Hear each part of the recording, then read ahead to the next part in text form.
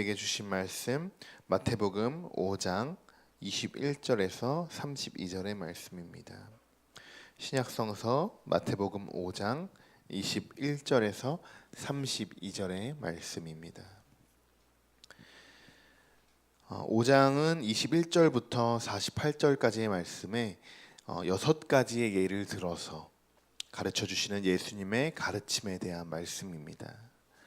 살인, 간음, 이혼, 맹세, 보복, 원수에 대한 사랑, 이렇게 6가지인데요. 오늘은 그 중에 살인, 이혼, 맹세에 대해서 함께 묵상하는 시간을 갖도록 하겠습니다. 21절과 26절의 말씀이 살인에 대하여서 나온 말씀인데요. 우리 한 목소리로 함께 읽어보겠습니다. 옛 사람에게 말한 바 살인하지 말라. 누구든지 살인하면 심판을 받게 되리라 하였다는 것을 너희가 들었으나 나는 너희에게 이르노니 형제에게 노하는 자마다 심판을 받게 되고 형제에 대하여 라가라 하는 자는 공회에 잡혀가게 되고 미련한 놈이라 하는 자는 지옥불에 들어가게 되리라. 그러므로 예물을 제단에 드리려다가 거기서 내 형제에게 원망 들을 만한 일이 있는 것을 생각나거든 예물을 제단 앞에 두고 먼저 가서 형제와 화목하고 그 후에 와서 예물을 드리라. 너를 고발하는 자와 함께 길에 있을 때에 급히 사화하라. 그 고발하는 자가 너를 재판관에게 내어주고 재판관이 옥리에게 내어주어 옥에 가둘까 염려하라. 진실로 내게 이르노니 내가 한 푼이라도 남김이 없이 다 갚기 전에는 결코 거기서 나오지 못하리라. 아멘. 살인은 두 가지로 나누게 되죠. 육적인 살인과 영적인 살인으로 나누게 됩니다. 그런데요, 살인의 근본적인 원인은 무엇일까요? 어디서부터 시작이 될까요? 오늘 본문에서는 노하는 이유에 대해서 말씀하고 계시는데 그 근본적인 이유는 형제에게 노하는 자마다 심판을 받게 되고 형제에 대하여 라가라 하는 자는 공회에 잡혀가게 되고 미련한 놈이라 하는 자는 지옥불에 들어간다라고 말씀하십니다. 그리고 마지막으로 형제에게 원망 들을 만한 일이 생각난다면 형제와 화목하고 그 후에 예배를 드리러 오라고 이렇게 말씀하시죠. 그런 마음으로는 하나님 앞에 예배 드릴 수가 없다고 합니다. 결국에 여기서 말하는 살인은 영적인 살인을 말하고 있는 것입니다. 영과 육적인 살인이 있다고 말씀드렸죠. 하지만 결국 육적인 살인도 이 육적인 살인의 원인도 영적인 것부터 시작이 된다는 것입니다. 그래서 예수님은 형제를 향해서 이미 분노를 품고 있는 것은 이미 살인이 시작된 것이라고 말씀하시는 거죠. 그렇다면 우리가 이 말씀을 통해서 얻을 교훈은 무엇일까요? 우리는 육적이로나 또 영적으로나 누구를 죽이고 죽을 수 없는 존재라는 것입니다. 우리는 형제를 미워할 자격도 없고 원만할 자격도 없습니다. 왜 그럴까요? 이미 우리는 죄인이기 때문입니다. 죄인이 아닌 척 하나님 앞에서 의롭게 행동하면서 남들의 행동을 스스로 판단하고 정죄하는 행위, 내가 지금 하나님 앞에 진정으로 예배할 수 없는 그런 마음이, 예배할 수 있는 마음이 없이 그냥 빈자리만 채우고 있는 우리에게 죄인임을 깨닫기를 원하시는 것입니다. 우리는 하나님 앞에서 어떤 죄인일까요? 우리도 영적인 살인을 저지른 아주 중범죄자들에게 해당됩니다. 그동안 미워했던 형제들, 이웃 상사들, 이웃들, 이런 사람들만 이야기하는 것이 아닙니다. 우리가 정말 영적인 살인을 하게 된 것은 우리 때문에 예수님이 십자가에 매달려 돌아가신 그 사건을 이야기합니다. 그 당시 최고의 형벌인 십자가의 처형으로 돌아가셨습니다.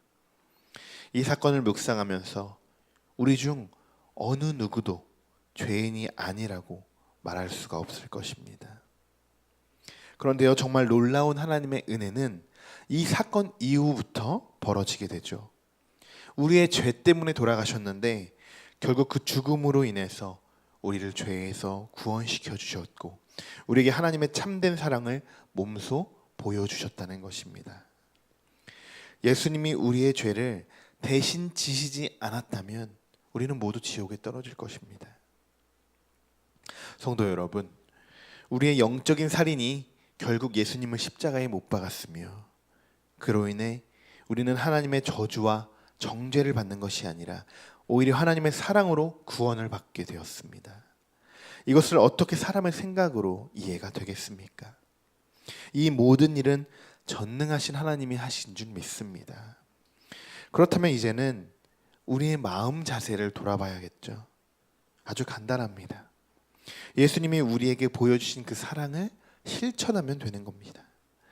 여러분의 마음 한구석에 계속적으로 해결되지 않는 문제들이 있을 것입니다. 하나님이 기뻐 받으시는 예배를 드리기 위해선 우리의 문제부터 해결되어져야 하는 줄 믿습니다. 꼭 하나님의 지혜로 여러분의 모든 문제가 해결되어지기를 믿습니다. 우리 두 번째로는 간음에 대하여인데요. 27절과 30절의 말씀 우리 함께 읽어보겠습니다. 또 간음하지 말라 하였다는 것을 너희가 들었으나 나는 너희에게 이르노니 음욕을 품고 여자를 보는 자마다 마음에 이미 간음하였으니라. 만일 내 오른 눈이 너로 실족하게 하거든 빼어내버리라. 내 백체 중 하나가 없어지고 온 몸이 지옥에 던져지지 않는 것이 유익하며 또한 만일 내 오른손이 너로 실족하게 하거든 찍어내버리라. 내 백체 중 하나가 없어지고 온몸이 지옥에 던져지지 않는 것이 유익하니라. 아멘. 간음이란 이성과 허용되지 않은 육체적인 관계를 갖는 일입니다. 2018년을 뜨겁게 달궜던 미투 운동이 있었습니다. 하지만 지금도 스포츠계에서는 그 미투 운동이 끊이지 않고 계속적으로 이어지는 안타까운 현실들을 보게 되죠. 예수님 시대에는 어땠을까요? 당시에는 성에 대한 규제가 지금보다 훨씬 더 엄격했습니다. 간음을 저지른 사람은 유대 사회에서 공개 처형에 당하는 죄였습니다. 굉장히 엄격하게 간음의 죄값을 치르게 되는 것이죠. 예수님은 간음이란 육체적 행위로 나타나기 전에 이미 마음속에서 일어난다. 음탕한 마음을 가지고 의도적으로 이성을 보는 것도 마음의 간음이다라고 말씀하십니다. 겉으로 나타나는 범죄는 그냥 결과일 뿐이고 그 원인은 마음이라고 말씀하시죠. 그런데 어느 누가 이 부분에서 자유로울 수 있을까요? 사람이, 특히 남자들이 더 위험하죠.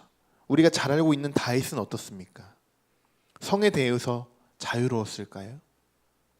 우리아의 아내 밧세바를 간음했습니다. 그리고 우리아를 죽이기까지 했죠. 다윗도 그랬으니까 사람은 다 그럴 수 있는 거 아닐까? 누가 성에 대해서 자유로울 수 있을까? 다윗도 그랬는데 당연히 우리가 성적 충동을 받는 게 당연한 게 아닐까? 그런데 정말 우리가 이렇게 말을 할 수 있을까요? 그럼 이번엔 요셉을 봅시다. 요셉 옆에는 누가 있었나요? 보디발의 아내가 있었습니다. 보디발의 아내는 요셉을 반복적으로 유혹합니다. 그러나 요셉은 끝까지 거부했죠. 요셉은 그 유혹을 이겨냈습니다. 저는 다윗과 요셉 이 두 인물들을 보면서 이런 생각이 들었습니다. 유혹을 뿌리친 요셉이 다윗보다 더 뛰어난 사람이었을까요? 저는 그렇게 생각하진 않습니다. 그 한 부분만 가지고 그 사람을 판단할 수는 없겠죠. 저는 이렇게 생각합니다. 현재 그들의 상황에서 지금 얼마나 하나님을 붙들고 살아가고 있느냐, 저는 이것에 달려 있다고 생각합니다. 누구나 사람은 성적 유혹뿐만 아니라 수많은 죄에 노출되어 있습니다. 그러나 그것을 이길 수 있는 것은 내가 지금 하나님 앞에 똑바로 서 있느냐 없느냐에 따라 이겨낼 수도 있고 넘어질 수도 있다는 것이죠. 지금 여러분에게 죄의 유혹들이 접근해 온다면 과감하게 끊어내실 수 있겠습니까? 지금 하나님 앞에 올바른 신앙이 굳게 세워진 분들은 절대 넘어지지 않으실 줄 믿습니다. 결국 간음에서부터 시작된 이 죄는 가정의 파괴까지 불러오게 됩니다. 31절과 32절에 대해서 우리 한번 같이 읽어볼까요? 또 일러스되 누구든지 아내를 버리려거든 이혼 증서를 줄 것이라 하였으나 나는 너희에게 이르노니 누구든지 음행한 이유 없이 아내를 버리면 이는 그로 간음하게 함이요 또 누구든지 버림받은 여자에게 장가가는 자도 간음함이니라. 오늘의 말씀을 정리하도록 하겠습니다. 예수님이 결국 제자들에게 하고 싶으셨던 말씀은 마음가짐입니다. 그러면 우리는 어떤 마음으로 살아가야 하는가? 빌립보서 2장 5절에서 8절의 말씀입니다. 제가 읽어드리겠습니다. 너희 안에 이 마음을 품으라.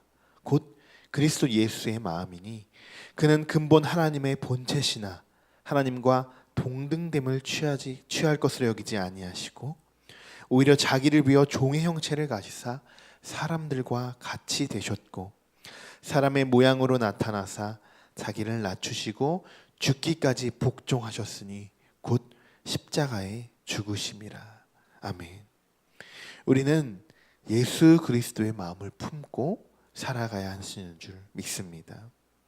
예수님이 십자가에 달려 죽으신 것처럼 우리도 날마다 예수로 죽고 예수로 살아가시는 모든 성도 여러분들이 되시기를 축복합니다. 기도하겠습니다. 우리의 마음을 다스려 주시고 우리 마음에 사랑의 마음, 용서의 마음, 섬김의 마음이 생겨날 수 있도록 인도하여 주옵소서. 우리 마음 안에 미움이나 시기나 원망이나 노하는 마음이 있다면 하나님이 우리를 사랑하셔서 십자가에 달려 돌아가신 그 구원의 사건을 돌아보면서 나 또한 죄인임을 고백하고 그들에게 사랑의 마음으로 다가갈 수 있는 지혜와 용기를 허락하여 주옵소서. 우리의 힘이 아닌 하나님이 주시는 마음을 가지고 오늘도 살아가게 하시고 우리의 마음가짐이 얼마나 중요한지 깨닫게 하셨으니 하나님께서 주신 이 마음을 우리 마음에 새기고 오늘 하루도 나의 십자가를 지고 죄와 싸워 이겨내는 우리 모두가 되기를 소망합니다. 우리의 승리의 인도자가 되실 줄 믿사오며 예수 그리스도의 이름으로 기도드립니다. 아멘.